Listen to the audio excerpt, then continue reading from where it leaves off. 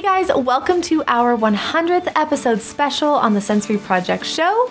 This is Rachel and Jessica. So today is the start of our 5-episode series dedicated specifically to primitive reflexes as a way of celebrating reaching 100 episodes. Woohoo!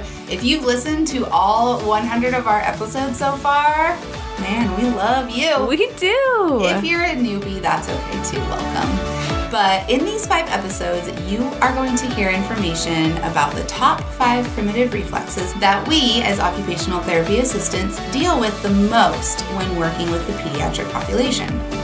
Additionally, at the end of these 5 episodes, we are going to offer you a special discount on our brand new Primitive Reflex Crash Course. Woohoo! So you guys have heard us talk about our sensory diet crash course. Well, this is our second big course that is geared towards all things primitive reflexes. We're super excited for it, so hopefully you listen into each of these episodes, gain some new information, and then jump into the course. So before we jump into all of the exciting information today, we do need to remind you that we are not certified in any one specific primitive reflex integration technique. Our experience in the field of primitive reflex integration comes from learning from mentors, research, continuing education studies, and our own personal experience. Our information today is purely for educational purposes. It is not designed to diagnose or treat any conditions. Enjoy! All right, so first on the docket in the primitive reflex integration series is the Moro reflex.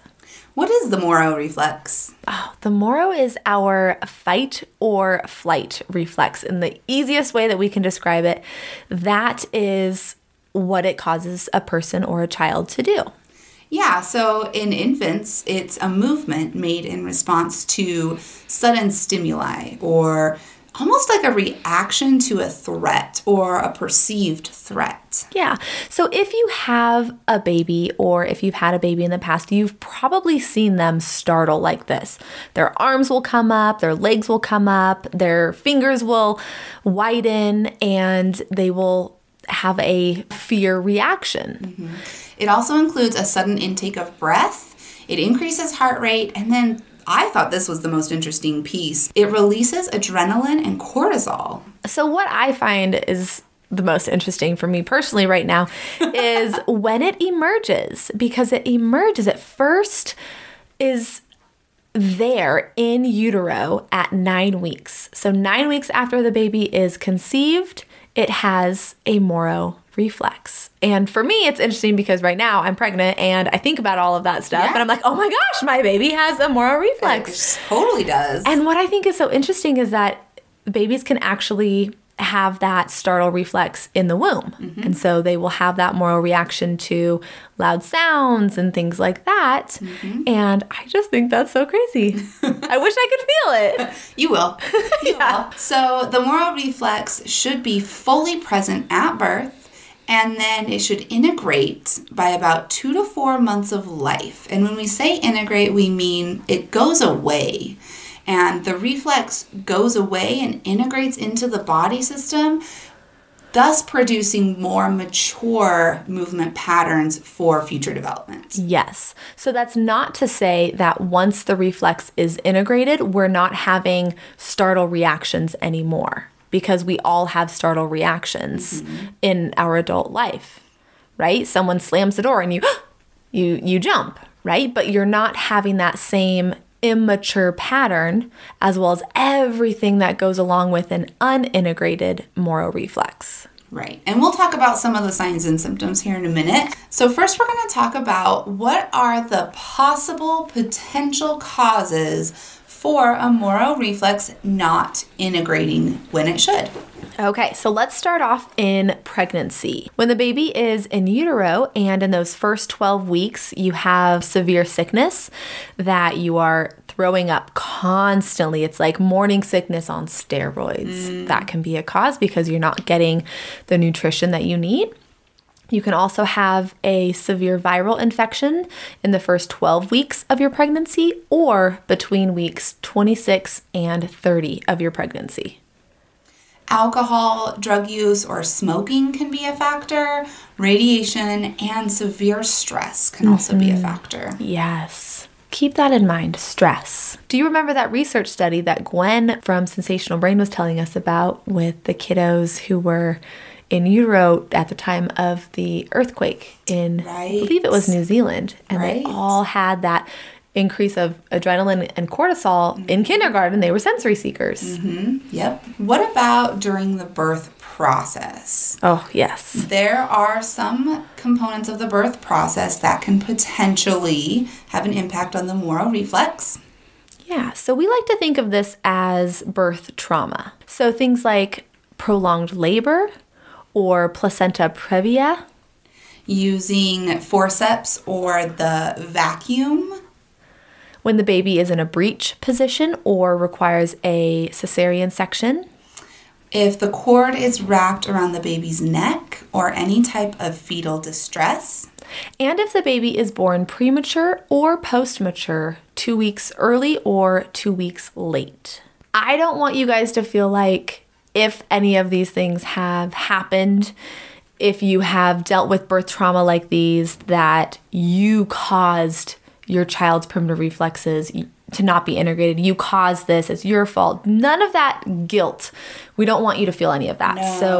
Keep that in mind that everything happens for a reason. You are here now learning about primitive reflexes, and we're going to help you get things moving for your kiddo. In newborns, some factors that can potentially contribute to the Moro reflex not integrating on time would be low birth weight, under 5 pounds. If the child is required to be incubated, if they have prolonged jaundice, if they required resuscitation at any point as a newborn, if there's heavy bruising or they're considered a blue baby, and if they have problems feeding within the first 6 months. So now let's talk about some things that can happen during infancy. If the baby has had an illness involving a high fever, delirium, or convulsions within the first 18 months of their life. Or if there's any adverse reactions to any of the vaccines.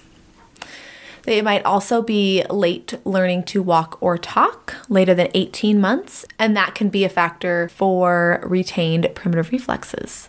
None of these are guarantees. None of these say, if this happens to you or your child, they are for sure going to have primitive reflexes that aren't integrated. That's not what we're saying. These are potential or possible contributing factors. And like Rachel said a little bit ago, it's not your fault.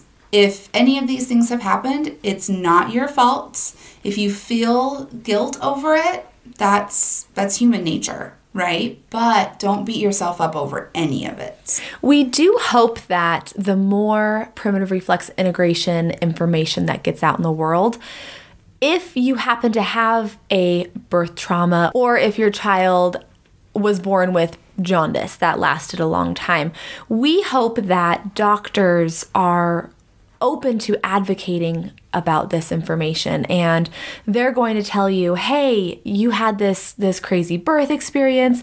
Let's make sure that you are aware of these primitive reflexes, and let's make sure that they go away when they're supposed to, because that awareness is lacking, and that birth trauma it's real. The pregnancy trauma, like everything is connected. And the more that we can share, the more that we can all help each other out.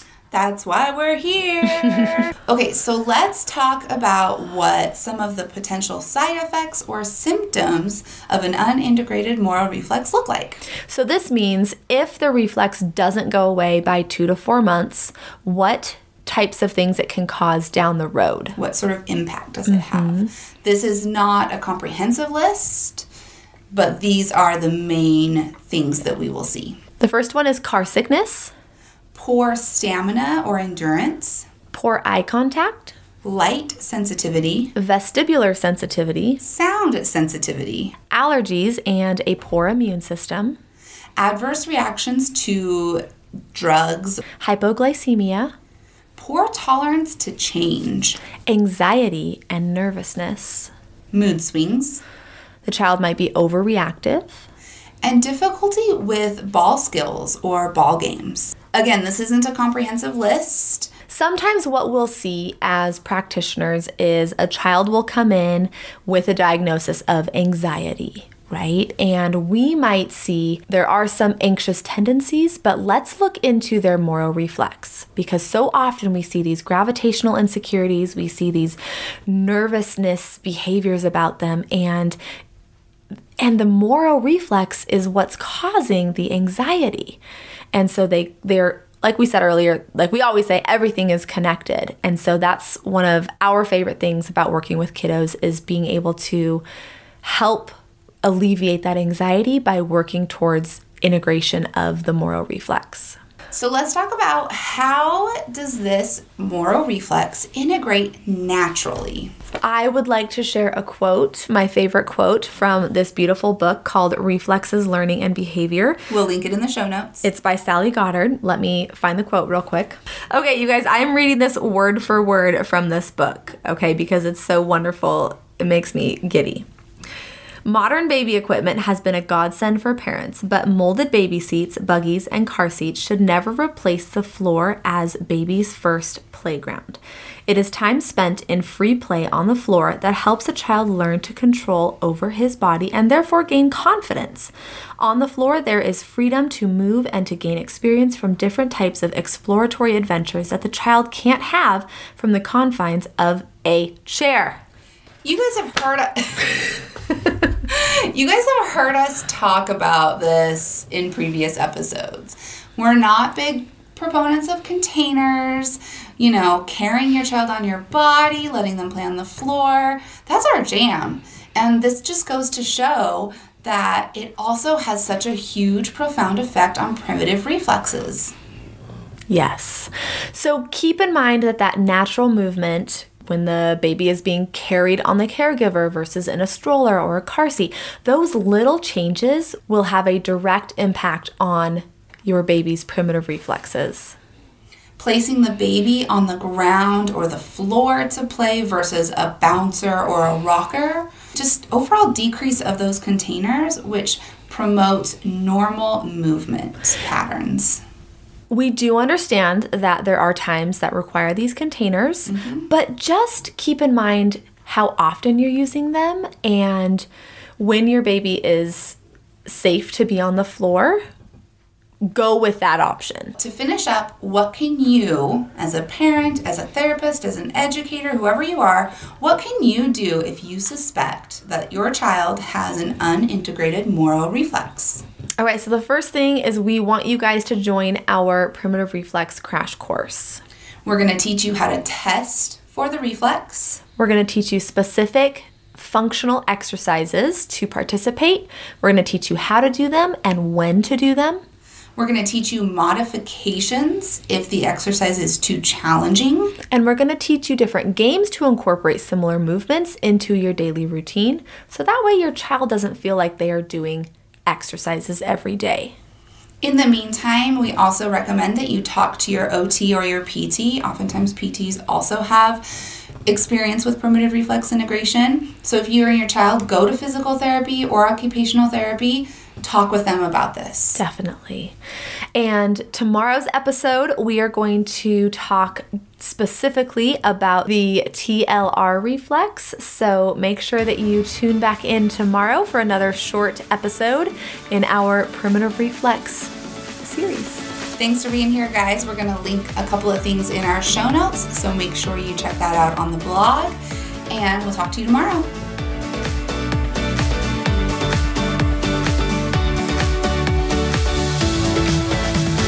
We are so excited to work together to help create confident kids all over the world and work towards a happier, healthier life.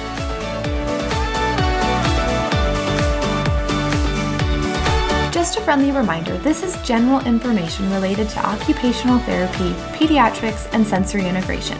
We do not know you or your child, therefore we do not know any specific needs. Therefore, you should always refer back to your pediatrician and occupational therapist for more information.